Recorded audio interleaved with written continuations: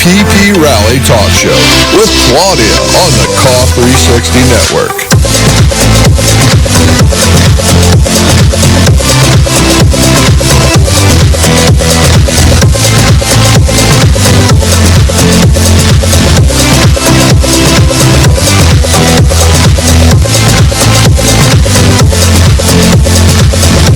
And here's your host, Claudia Merandi.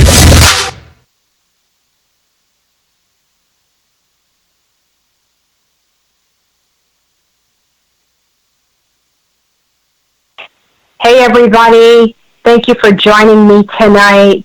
We had a few difficulties, technical difficulties. First, let me just tell you, thank you for the huge outpouring of support.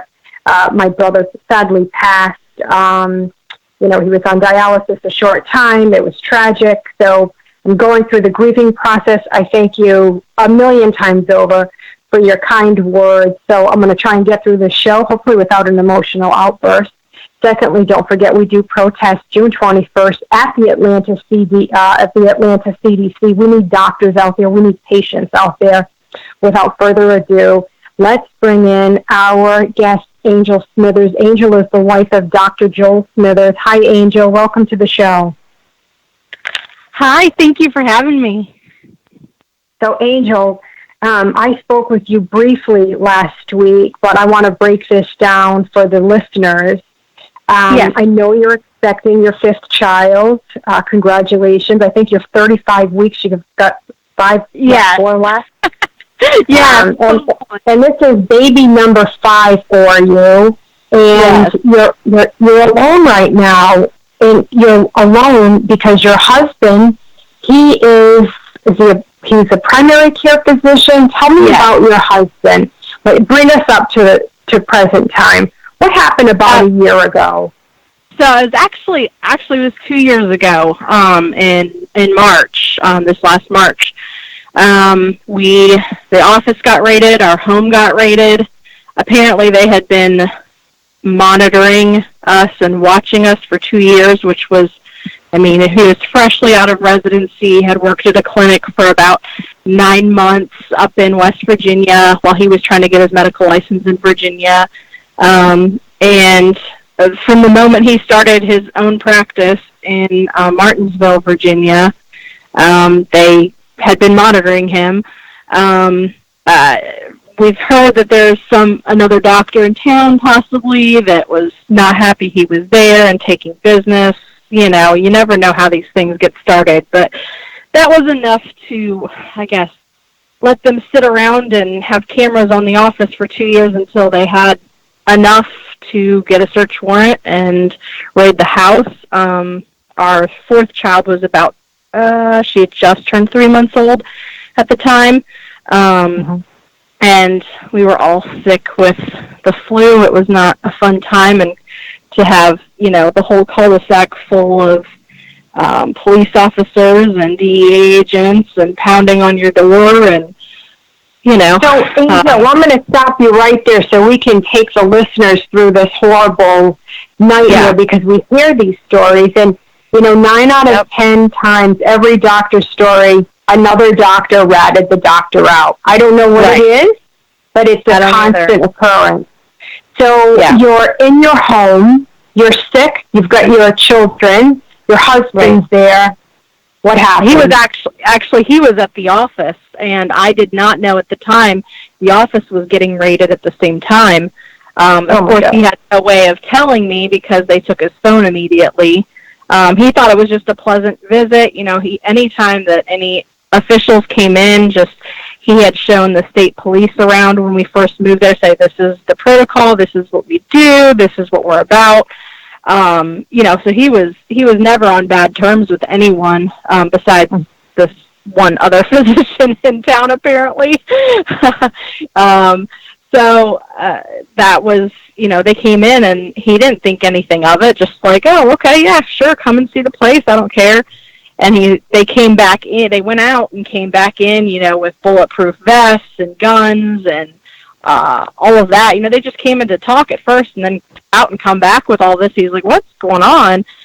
So, of course, took his phone and, had So no he way has of no way. He can't communicate with you at all now. No. And you're in your home, and they're simultaneously, which is common, they're raiding you at the same time, and they're separating husband and wife. Right, and taking the phone and taking both of our phones, and he was locked, basically blocked into one of the small rooms in the office, for, gosh, I think it was probably 12 hours or so, without food, drink, he's like, can I go to the bathroom? Like, what's happening here? You're not arresting me, so why, of course being... So, Angel, were these local? Do we know were these DEA agents out of the Virginia office? Yeah, I believe they were out of Roanoke, I believe, is where they were from. All right. Yeah, so, and then of course, local law enforcement, county or city or whatever it is, that were there as well. And of course, when you're not doing anything wrong, you're like, okay, well, yeah, I don't care, whatever. Go through stuff, look at stuff. I mean, we don't have anything to hide. And, of course, the whole time they're like, oh, most people aren't this compliant. Most people are fighting about them. I said, what? Well, we have nothing to hide. And the first thing they asked me was, do you have drugs in the house or guns? And like, well, yeah, we have guns in the house. I have a gun in the state. And money, of course, money. And I was like, well, yeah, I mean, we have, money that we have like emergency fund in our safe, and there's a gun in there too. And that was immediately the first thing that they made me go to as soon as they took my phone, was they made me go open that safe and give them all the money out of there. I believe we had like $15,000 in cash that we had saved up over the years just as like, emergency funds. My husband Joel is one of those, preppers. We had MREs and all the, we had all that stuff. So yeah, and gave them my gun. And okay, so they get them. They take some money. They take the gun. They have your husband. You guys are in a different location from one another. What happens? So do they release him after 12 hours? Do they let him go home? What's the next step that happens? Finally, so what they did at one point, because he's like, listen, can I at least, once he found out that they were raiding the house too, he was worried about us, of course. And he's like, can I at least talk to my wife? And so at one point, I don't even remember at what point it was, one of the agents called another agent and let us briefly talk. And I was like, I told him, oh, my sister, Christy, she's running to Walmart to get me a phone. And he goes, okay, well, I'm going to run to it too. So I told him to call my sister because she would have my new number and, contact that way. And, I'm, of course, sick kids, and the two that weren't sick, I was having to run to baseball that night. And Angel, I'm going to sneak in a quick caller here with an area code of 225. Hi, caller. Hi, Dr. Fell. Hi, Doc. We've got Dr. Fellman with us. Now, Angel, hey, you and Dr. and you guys talk frequently. Hi, Dr. Fellman. We do. Well, Angel and I have never met, and I had heard about Joel's case, through some internet jibber jabber. And I, of course, this was like a week before the trial. I knew nothing about it previously. And, I, like Angel and Joel, thought, well, let me back up a second. Yesterday was the 72nd birthday of the sheriff of Natchez, Mississippi, Tommy Farrell, a great guy, friend of mine, and I called him to wish him a happy birthday. And the reason I say that is for people that are law-abiding citizens, you feel that law enforcement is your friend, your ally, your compatriots, not your adversaries. Correct. So I am sure that Joel and Angel and many of these other doctors, if not all of them, had no reason or have no reason, or let's put it this way, in the past had no reason to be fearful of the DEA. We perceive the DEA as the organization who has a mission to stop the illegal use of drugs. But All right, Dr. Feldman, I want you to hold that thought. I just want, for the listeners, Angel, what happens? Let's fast forward. What happens with Dr. Smithers? He's in prison today. He is. Today marks 1 month that he got taken away in front of the kids and I, with the judge and prosecution smiling at my children when my children were crying. Yes, when you want to talk about, special places in hell for people, I'm pretty sure that there's name plates for some of these people, that you could be that calloused and cold to, watch, young children crying because, he's getting taken away and because he was found guilty and because the judge decided not to allow him to be released on bond. And Dr. Feldman was going to fly to Virginia to testify. Did Joel have any experts there? Did he have any experts there testifying on his behalf? Did not. What were the charges that were brought against your husband? So the original charge, several months after the actual initial raid, was possession with intent to sell. And there's a story behind that, of course. Well, that was what they used to basically get everything else so they could throw mud on the wall to see what stuck. And he pleaded not guilty. He's like, I'm not, they offered him a 20-year plea deal. He said, not guilty. I did not do this stuff. I never sold drugs. Go ahead, take me to trial in a few months because I'll win, And that, of course, ticked them off more. They decided to, I believe they changed districts and where we were actually going to have the trial. They moved the trial for a year. It was supposed to be at the end of that year that they raided us. So that was 2 years ago. So what was that? 2017. It was supposed to be at the end of 2017. They ended up moving it all the way to April of this year. And basically it was to get more time to get something, because they had admitted in court in one of the pretrial hearings that they had no evidence of anything that they had charged him with. And so during this that time, charge actually got dropped before the trial started. So during this time, was your husband vocal with the media at all, or was the attorney telling him not to speak with the media, don't speak with anybody about your case? Yeah, it was pretty much supposed to be like, we don't really talk about this, this. And originally, because there were nothing, we're like, well, these two charges, they're not going to be able to find anything for that. We don't want to make a big deal about it, And then it turned into a big deal. And then it turned into, of course, seizing all of our assets so we had nothing, and then having to get a public defender, or actually a CJA, that we were appointed, a court-appointed attorney, and which just turned from bad to worse, as Feldman can attest to. Sure. So Angel, it's the same premise with every doctor. It is. Another doctor in town is upset, maybe over competition, maybe they're anti-opioid zealots, we don't know. So step one, doctor rats out another doctor. Number two, they let your case simmer, but not long enough. They let your case simmer to where when the doctor does get sentenced and they do get shipped off, people forget about them. Number three, we know doctors are not speaking with the media because their attorneys say the same thing all the time. Don't talk with anybody about this. It'll go away on its own. So we know what the doctors have been doing is all the wrong things, because they're being guided by people that are not. They're not. These are a lot of attorneys just aren't geared to fight the feds, to go up against the feds. Your husband had. Nobody wants to. No, so somebody took one of your husband's patients, took all their medication at one time, and they overdosed.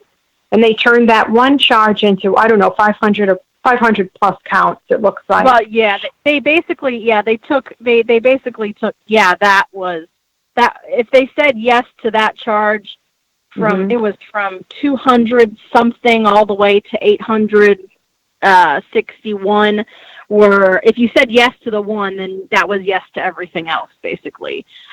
Which they took about 30 patients and charged every single prescription with, of course, overprescribing. And that's how you get the 8. I mean, when you look at the number, that's what's supposed to be the shock value of 862 indictments. And of course, like I said, the original indictment got dropped. And that's what the media does. The media sensationalizes, and they poison the general public, and they say, this doctor prescribed 600,000 pills, and that's just, they give the general public just enough to make the general public salivate and add more to the opioid hysteria. And here you are, expecting your 5th child. You're alone. I know Joel's dad is a vet. His brother is a vet, and his other doctor is an Air Force doctor, if I'm not mistaken. Correct. Yes, he's retiring soon here. So, okay. What kind of support is Joel receiving from his family? As of right now, he got a, I don't even know how to put this into words. A moral support. Okay. No, not moral support. A prison consultant his dad hired, which is basically at this point doing more harm than good. Even for any reason for appeal, Joel's decided not to deal with him anymore because he does not feel comfortable or safe that this person who actually it's kind of interesting. The way that this guy got his job was because he spent time in federal prison, 13 months. And he was able to get his sentence reduced by throwing the doctor he works for under the bus, even though he said, he didn't do anything wrong. Basically, another similar situation. This practice had only been open a year. They only had, I think, less than 200 patients, 145 or something crazy. So was your husband a pain management doctor? Did he have a pain management center? What kind of a doctor was he? Well, it started off as an urgent care when he was in West Virginia, because that's where he went to residency. That's where he had his first medical license there, and he was trying to get his license in Virginia because we lived in North Carolina, and the place, Martinsville was about 40 minutes from our house, and of course lower in everything and in real estate and all of that, and they had a great office, a doctor's office building with 8 exam rooms. So that was our focus, was to get there. He started off as an urgent care in West Virginia, and about 2 days after he had opened his urgent care, I believe there were, over the state, I think, of West Virginia, I think it was possibly 4 to 6 pain management centers that closed down, 2 that were in the same vicinity as where he was. And of course, all of these people had nowhere to go. They go, for their appointment, it's closed. So he got inundated with, the patient population, the pain patient population, and working in residency in West Virginia. And he was in residency in the county next to the east of the poorest county in the country. He saw a lot, and he really, really, really had a heart for people who were hurting and people who couldn't, get what they needed. And he's a DO, and he still used all of his OMT and OMM as far as like the manipulative treatment that, DOs use. And he is very interested in integrating that as part of his practice. Sounds like he was a thorough doctor who used who used opioids in conjunction with everything he learned as a DO. So he's a young doctor. He's a new doctor, fairly new doctor, right? And he's trying to help. He's helping these patients because pain management centers are folding daily 2 years ago. Everybody's fearful to prescribe, and here's your husband, a young doctor willing to do the right thing, and he was guilty of one crime. He did not turn his back on patient pain. Exactly. So, in turn, he was under the impression, well, if I do this the right way, if I follow the rules, and if I try to help these people, like, why would I get in trouble, you know? And Absolutely. Unfortunately, that's the wrong thing kind of thinking, because that's not what's happening. And he loved the patients. We all did. I helped out at the office. I worked there. The kids would come. You know, the patients knew them by name. We're like, oh, we're the kids today. Our whole family had a heart and a passion and a mission. I mean, we really didn't want, you know, medicine as far as, you know, here in the States to be something, oh, we make so much money. We wanted to help people and be able to take the whole summer off and go do missions work in other countries. Like, that was our heart. That was our passion. And these people just, you know, it was like it just spoke to him. It was like, this is my ministry. This is my mission. And I mean, every patient that has ever had him, you can ask. I've gotten text messages and letters, and just how in, you know, 30 years of being a pain management patient, 20 years, whatever, that they have never been looked at the way that Joel looked at him, the way that we looked at him, or those people. And Sure. It's Hey, so can I sad. ask you a question? We've got a question from Kathy Riddle. Did Dr. Smithers have his patients do regular drug tests, urine tests? Yes, every single month. We also had biometric screening where they were fingerprinted. We also checked, you know, to make sure they weren't doctor shopping across several states of, you know, the pharmacy. You can actually, you know, look up the same board of pharmacies. You know, we had and we had an actual one person that did all the screening, checked for track marks, checked as far as, you know, talking to them about, you know, emotional stability, and, you know, it was every single visit. And he only saw between 5 and 7 was usually about the average patients per day. And he spent, usually his initial visit was about a 3-hour visit. We always cut out about 3 hours. And then every other patient every month after that was 1 hour. And, you know, some people didn't need it, but some people did. And then on the weekends, Fridays, we didn't work on Fridays and Saturdays, but in Sundays. So Fridays and Saturdays, he'd spend all of that time talking to insurance companies, talking to disability, giving them all of, you know, the information to try to help some of these patients get their prescriptions covered. And he spent basically all day Friday and Saturday doing that. And then Sunday, he'd be calling patients and checking in and making sure that the dosage was right, making sure they were feeling okay, making sure they were sleeping, you know. He was doing a thorough job. Yeah. It Meanwhile, was you're at home. I mean, I literally never saw him. So you're a doctor's wife. You're a doctor's wife.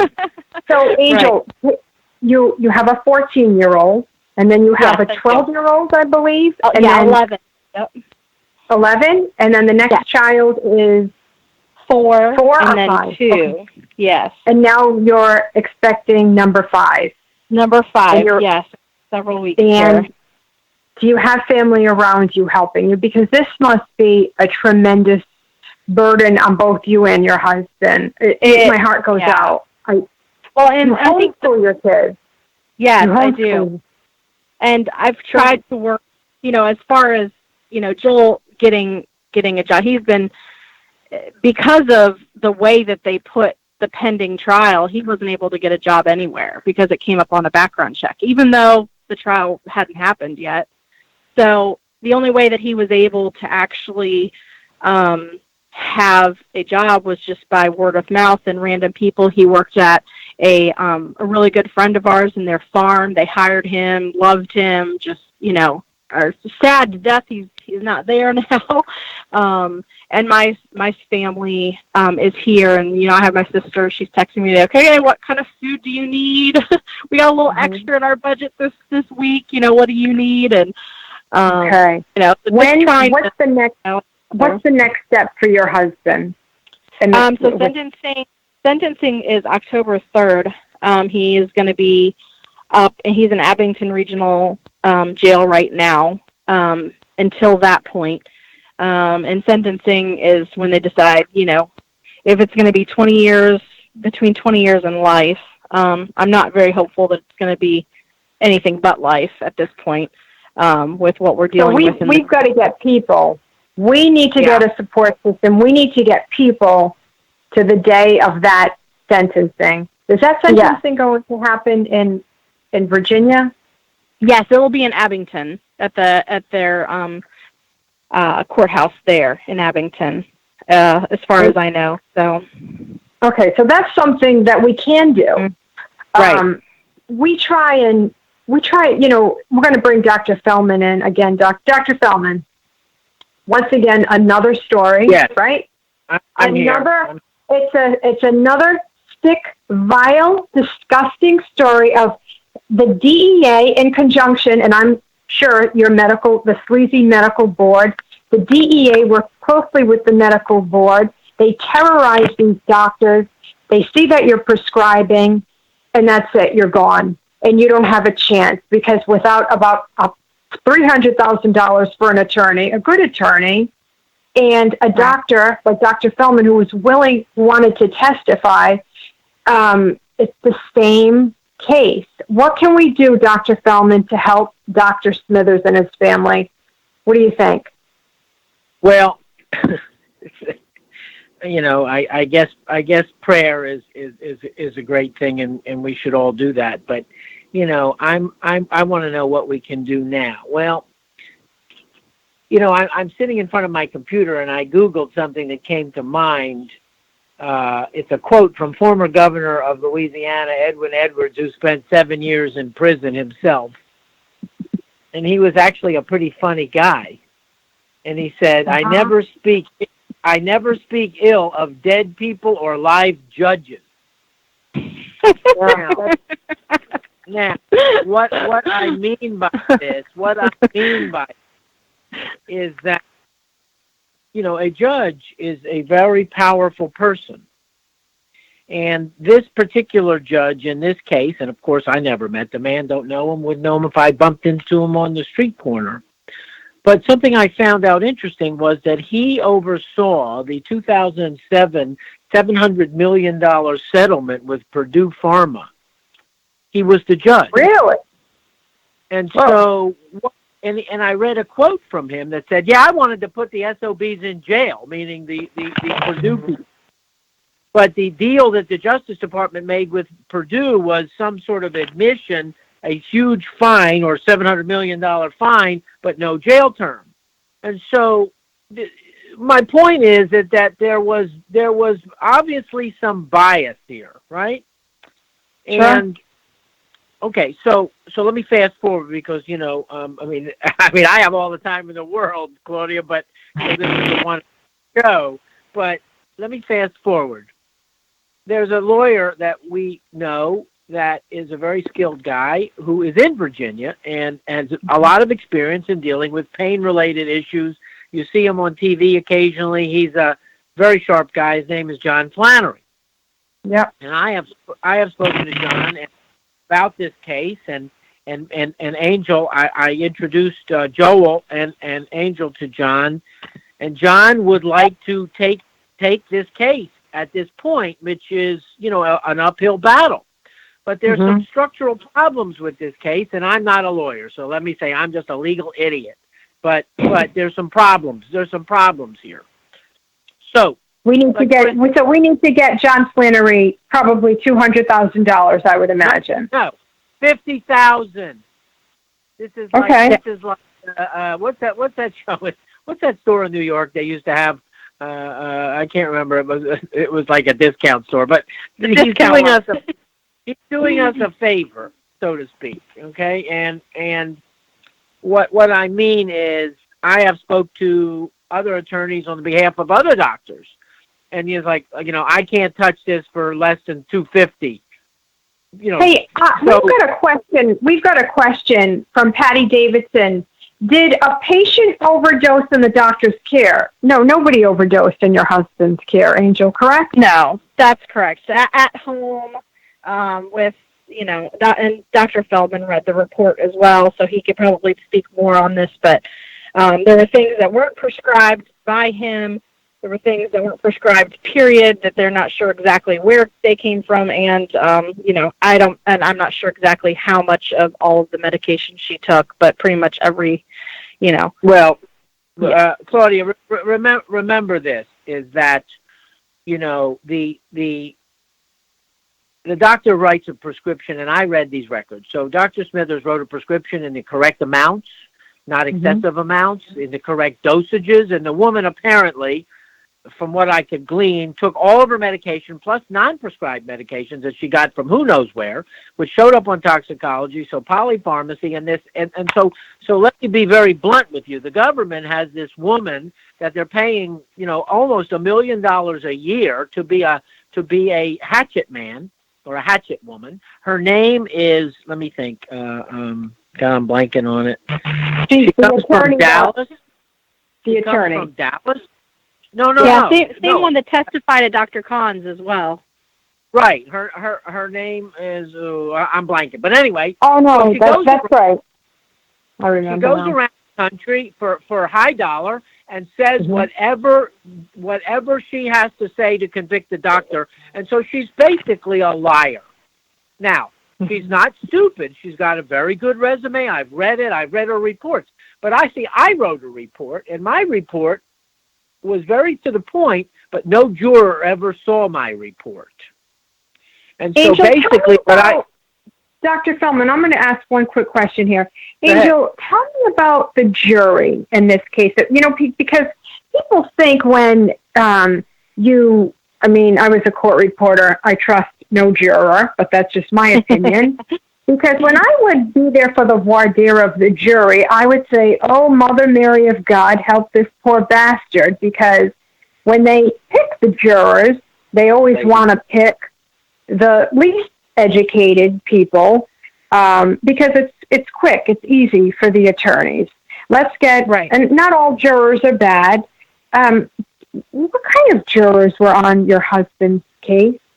So I saw the whole list. I saw the list of the whole pool before the actual selection, and I mean, I'm sure some of the things may have been not correct, as far as the information that was sent to us. But as far as I saw, I think there were only 3 that had actually had any out of 24 that had actually been to college at all, and over half of them, it showed up as only finishing, middle school and not even graduating high school. I'm not sure exactly how correct that is, but that's basically what showed up as far as the documentation we received. And so obviously 12 of these people are asked to, on 800 plus different, medication dosages, they're asked for every single one, is this medically necessary?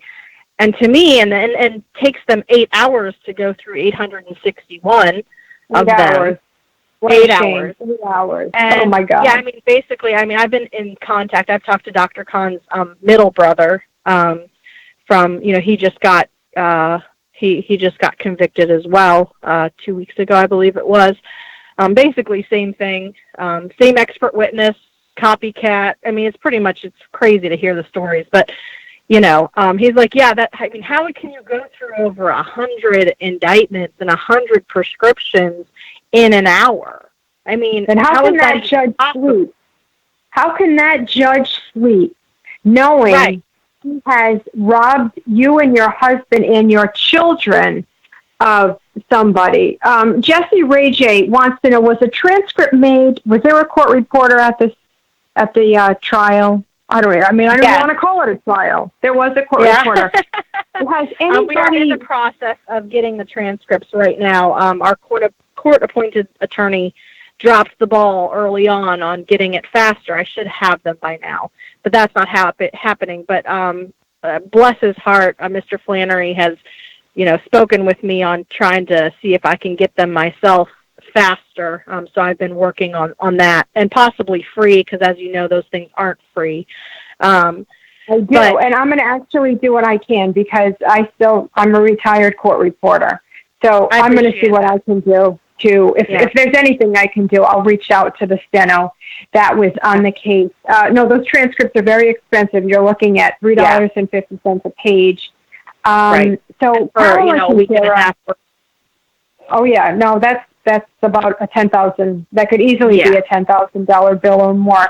Caroline Quintero, one of our great members, wants to know, and we keep we want to know what we can do to help. Well, we know what we can do to help. We need to get John Flannery $50,000. That's the first thing that we can do, right, Dr. Feldman? So we're going to work on that. We do have a link for a GoFundMe. How much has been raised on your husband's GoFundMe, Angel? Approximately 600, I believe. It's been right around 600. Yeah. So we're starting fresh, and we need to raise that $50,000. Right. Correct. What is Dr. Feldman? And Angel? This is a question for two of you. How is John Flannery going to approach this going in there? Well, obviously that's John's decision, but it seems to me that there are a number of inequities. In other words, these people have two expert witnesses, of which they paid one $5.50 an hour, one $7.50 an hour. I was paid nothing so far. They sort of excluded my testimony, so there's no expert witness. That's one thing. Number two, Joel did not know, because of counsel, whether he should take the stand or not take the stand, and he objected to the judge and his counsel, who may be a good person, but he was completely outmanned and outgunned.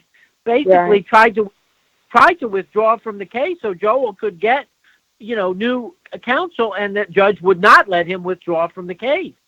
And so we're going to sneak in a quick caller. Caller 360. Hi, caller. Hello. Hi, caller. This is Sharon Cockle. I used to be a paralegal, and so everything you're saying about courts, what's going on in court, this is our justice system. Right. However, I was wondering, have you guys contacted, now that these doctors are in jail, the Innocence Program to get it taken out of these jurisdictions and try to get help for these doctors with real people who are educated? What was the name of the program again that you mentioned? The Innocence Program that try to get people who are wrongfully convicted out of jail. The Innocence Program. I'm not familiar with that, Angel. Maybe that's something that's a great idea. That's a great idea. I have not. No, I don't know if anybody's done that, but we should. Yeah, I agree. I'd never heard of it. No. And thanks for that idea. All right, I've got caller 369. Hi, caller. I think we lost the call. Oh, caller with area code 360. Are you there? Yes, I'm here. Hi there. I wanted to make a comment to Angel, and I just want to say that I'm very sorry, and that also that you have an awfully good attitude, and I was wondering what your family is doing for support, and what are you doing for your kids to get through this trauma and losing their father, and what are you using for your coping skills?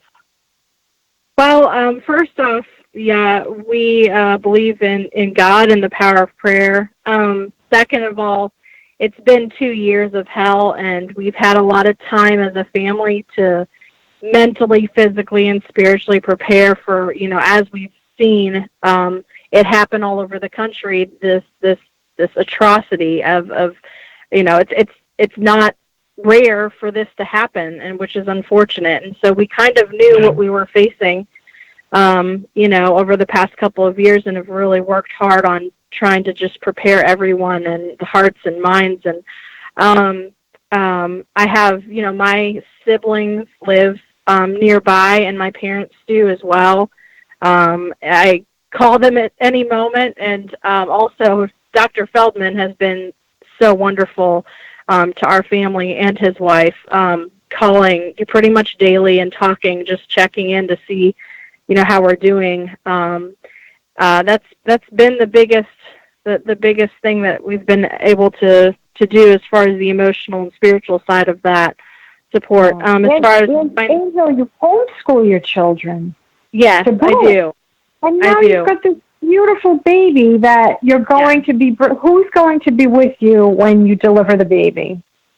Well, my mom and my sisters for sure.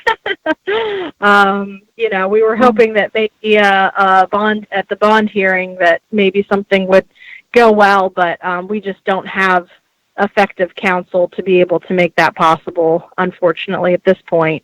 So John Flannery is the man. Yeah, we have to pray about John Flannery.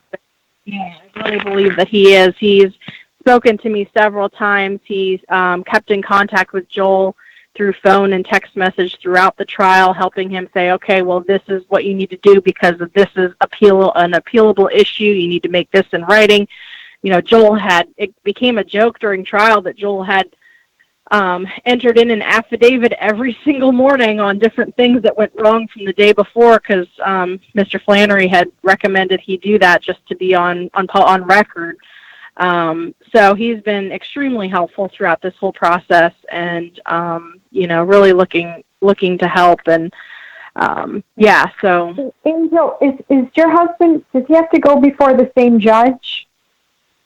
As of right now, Mr. Flannery's, number one thing is actually using the transcript because the judge did do several things during this trial that should not have been allowed. But he would definitely be, pointing that out and using that as part of his strategy. Maybe a change of venue. Maybe John Flannery would want to change a venue. Peggy H. asks, is there a reason they denied bond the first time?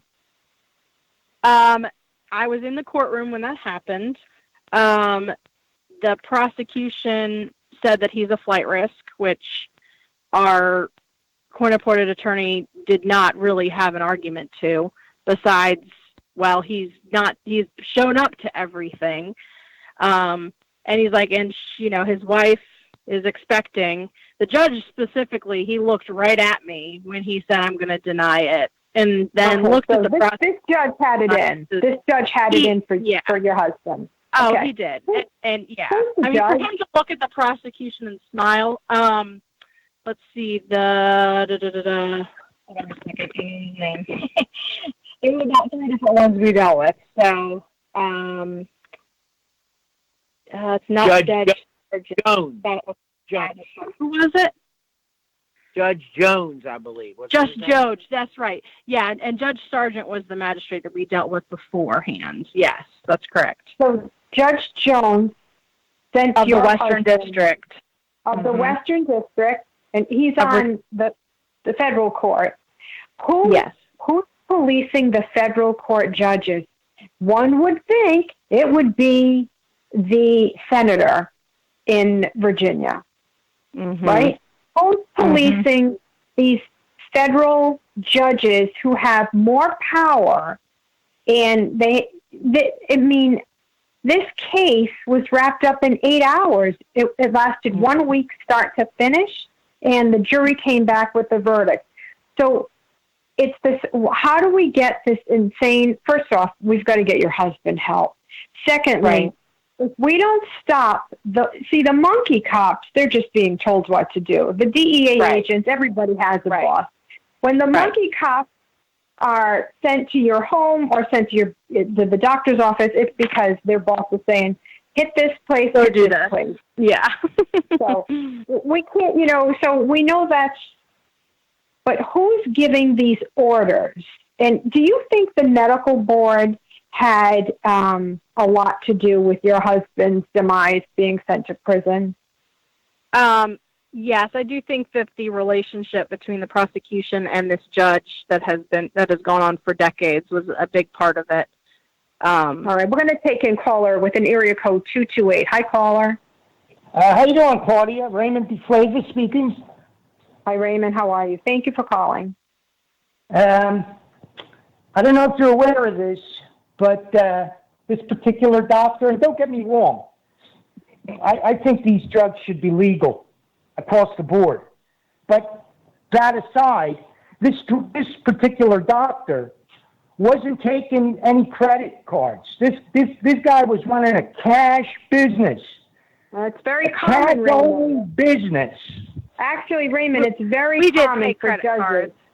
Yeah, we I took beg your credit cards. pardon? We did take credit cards, yeah, and checks and A forensic, cash. a forensic accountant found that this particular doctor took in excess of $700,000 cash, and that's probably a lowball figure. Okay, well, Raymond, it's actually not a crime for doctors to take cash. I can actually tell you that most of the Suboxone doctors in Rhode Island only take cash because they couldn't be bothered with Medicare, and they don't make any secrets about it. One of, a psychiatrist friend of mine, he's prescribed Suboxone. He's like, it's a free country. I'm not dealing with the bullshit anymore with the insurance companies. And if this is the only way I can do my job, this is how I do it. What do you think about that, Angel? Raymond, a lot of people said, oh my God, why are doctors taking cash? Why aren't they taking cash is what I want to know. Right. Well, when when you are not, as far as what we did, which by the way, we took cash, credit cards, of course, if someone, had to pay by check, didn't prefer it, but, would have that. And also there were several, I don't even know how many patients didn't even pay or paid a portion. And then, he had a running tally of people who just couldn't afford the full amount every month. So, and on top of that, when you take the number and you take the number of a gross number, and I don't know how many people out there who actually, own a business, but a gross number on top of, $4,700 a month for rent, on top of paying employees, on top of every other business expense every single month, on top of $75,000 to $100,000 between state and federal taxes every year for 2.5 years. Sure. So you take that. You Right. take that number, and it's really not that much. And I mean, we had literally saved for 4 years for a new vehicle, and the only reason we got a new vehicle is because my engine completely died in my van that was, literally.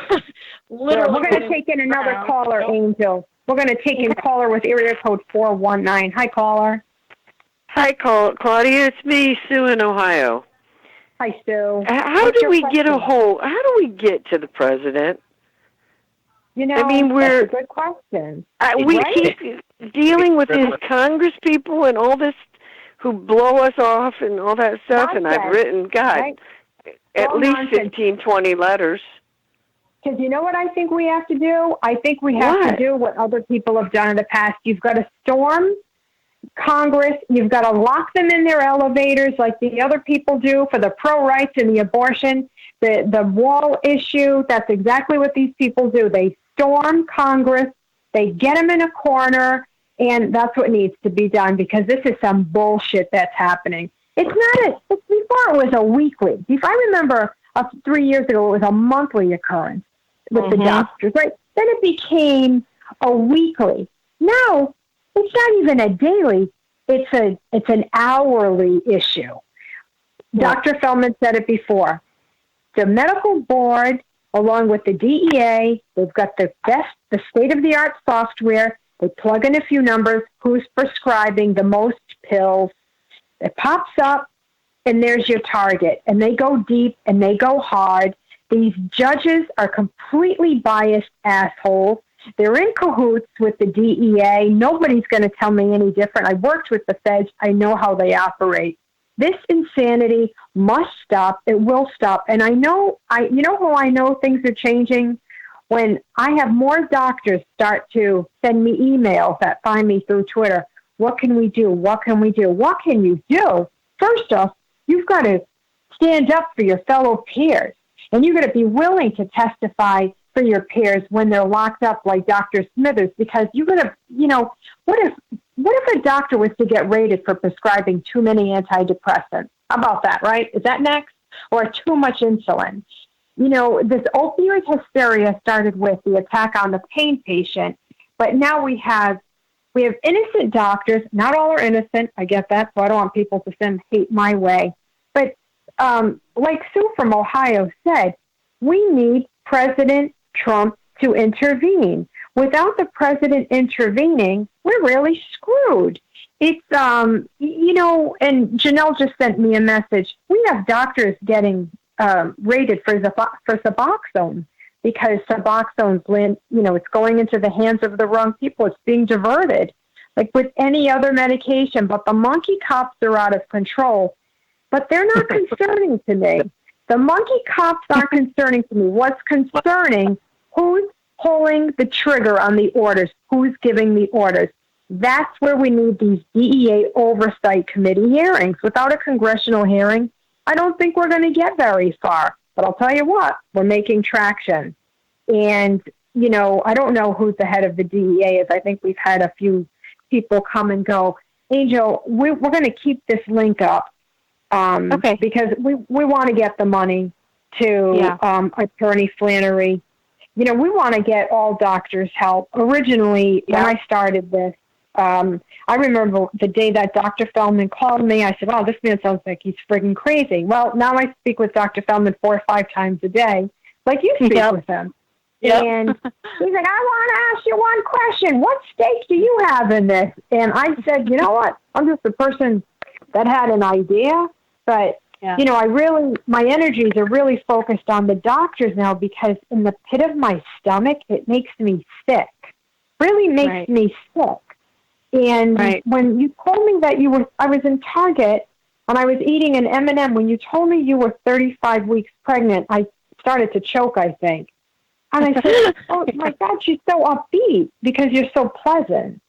And I said, oh my, and I said, I said to you, Angel, I said, well, not only do I feel like a less than subpar mother because you're homeschooling 100 children, but your kids are thriving. You're having a beautiful pregnancy, and your faith, you know, my faith gets me through everything, and your faith is leading you the right way. But, you know, we want the president to get involved. I want to know what's going on with this judge. Did this judge get money? Did this judge make deals? What's going on? And I'm hopeful that Attorney Flannery can, you know, hopefully, and I'm sure he can. We can get some success here for you. Angel, what can you leave our listeners? Well, first off, let me ask Dr. Feldman. Dr. Feldman, super quickly, thoughts on Angel's case. I know you've got a lot of thoughts. Where are we? You know, this is something that I know you'll all understand this. You know, I never even met Joel, but I mean, these people are like family to me, right? We need a win. We need a win, not just for Joel and Angel. A win for Joel and Angel is a win for all of us. So we have 10,000 members. If everybody gave $5, we can get Mr. Flannery involved. Okay, so I'm waiting for this check that the wonderful governor is supposed to send me, you know, for my expert report that they never showed the jury, and then I'm going to take a piece of that, a substantial piece of that, and I'm going to give it to this fund. So that's what we need to do right now. We need to. I have, you know, believe it or not, I have a friend in federal prison, a doctor in Arkansas. I have another friend in federal prison in Pennsylvania. Now I have a third friend in federal prison in Virginia. And I'm just some Jewish guy from Philadelphia. I mean, how do I have 3 friends in prison? Because our system is totally perverted. And we have got, you're right, we have got to go to the top. We have got to go to whatever lengths we have to go to. But on the short term, we need to get Mr. Flannery involved in this case. I can't promise you a win, but I can promise you a fight. Sure. All right, Dr. Feldman. All right. So, Angel, thank you so much for taking time out of your schedule. Your family, you know, your family remains in our prayers. We're going to keep that link up at the top of the page. And I will touch base with you over the next week before you have your beautiful baby. I don't know whether you're having a boy or a girl. I don't know what you're naming your beautiful child, but please know that you've got 10,000 members. The Don't Punish Pain Rally organization supports you. So I'm going to end the show with some reminders. So this week, for your daily dose of truth, don't forget, on Tuesday at 8 p.m., we have the Doctor's Corner with Dr. Klein and Jonelle Elgaway. So that's one of our shows.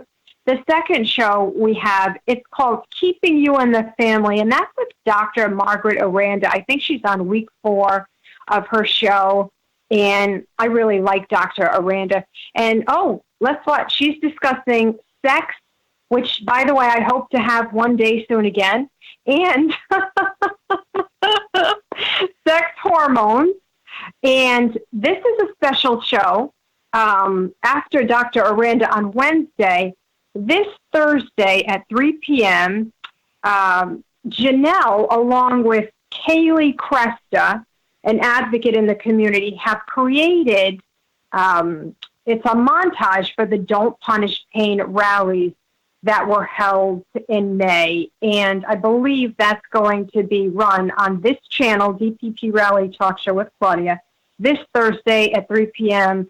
Caylee does beautiful work, and with Jonelle and Caylee combined, I'm sure it's going to be phenomenal. I promise, folks, this time next week I will discuss the discussion. I did talk with Andrew Kolodny. We couldn't get to it this week.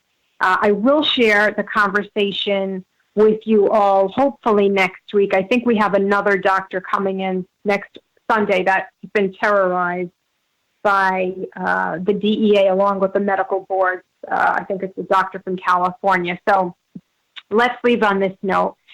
We hold Angel in our prayers because she is an angel, and we hold Dr. Smithers in our thoughts. And remember, everybody, I don't want to get emotional, but I get my strength from your strength. So have a great night.